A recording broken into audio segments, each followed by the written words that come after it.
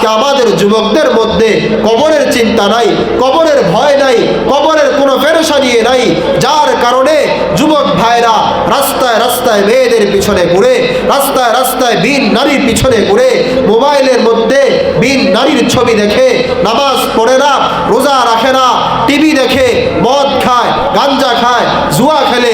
তাদের মধ্যে যদি ওই আল্লাহর রসুলের মতো, সাহাবীদের মতো, আবু বকরের মতো, উসমানের মতো কবরের চিন্তা আসতো, আল্লাহর কসম একটা যুবকও গুনাহ করতো না, প্রত্যেকেই গুনাহ থেকে বেঁচে যাইত। এজন্য মেহেরবানি করে আমি বলবো, তুমি যুবক ভাই রসুলকে অনুসরণ করো। তুমি যুবক ভাই কোনো খেলোয়াড়ের পিছনে অনুসরণ করো না। তুমি যুবক ভাই কোনো খেলোয়াড়, সেই খেলোয়াড় কিভাবে চুল রাখলো আমি সেভাবে চুল রাখবো না। তার তো তুমি যেই দলের জন্য জীবনটা দিয়ে দিচ্ছ, সেই দল তোমাকে কি দিয়েছে বলো? তুমি যেই দেশের খেলার জন্য এই দেশের মধ্যে তুমি মারামারি করতেছো, কাটাকাটি করতেছো, সেই দেশ তোমাকে কি দিয়েছে বলো? যেই নারীর জন্য তুমি তোমার হাত কাটলা, নিজের গলায় দড়ি দিয়ে ইন্তেকাল করলা, ফাঁসি দিয়ে মারা গেলা, ওই নারী তোমাকে কি দিয়েছে বলো?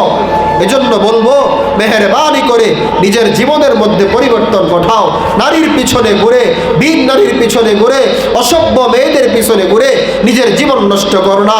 পরিশেষে আমি বলবো, আমার এই এলাকা, আমাদের এই হলদিয়া গ্রাম, আপনারা যারা মা বোনরা আছেন, নিজেরা যদি আমলের মধ্যে পরিবর্তন না হন, এক মা যদি পরিবর্তন হয়ে যায়, তার স্বামীও পরিবর্তন হয়, তার ছেলেও পরিবর্তন হয়, তার মেয়েও পরিবর্তন হয়।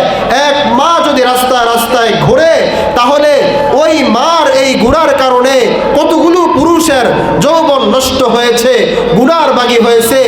এক মহিলা বেপরদায় রাস্তায় হাঁটার কারণে কতগুলো মানুষ গুনাহগার হলো। এজন্য বলতেছি, এলাকার মা বোনরা নিজেদের আমলে পরিবর্তন করেন, পর্দা করেন। আর আজকে আপনারা তো পর্দা করেন, এমন বোরকা গায়ে দেন, যেই বোরকা গায়ে দেওয়ার থেকে না দেওয়াটাই ভালো।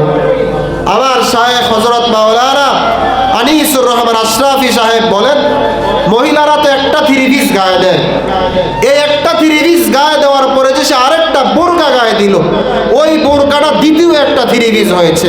বলে কেন?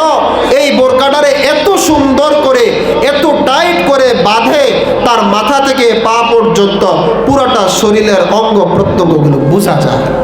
এটার নাম পর্দা নয়, এটার নাম পর্দা নয়। তুমি আর আমি পুরুষ মহিলা মিলে নাচানাচি করলাম, এটা ইসলাম নয়, এটা রসুলের ভালোবাসা নয়। রসুলের মহব্বতে আমি নিজের সব কিছু বিলীন করে দিচ্ছি। রসুলের মহব্বতে আমি আর আপনি আসা পর্যন্ত আলোচনা ওয়াজ করলাম, আসার পর আমি হারাম কাজে লিপ্ত হয়ে গেলাম। আসা পর্যন্ত মুনাজাত করলাম, আল্লাহ এখানে রহমত দেন। আসার পরে আমি এখানে গুনাহের কাজ করা শুরু করে দিলাম। এটার নাম ইসলাম নয়।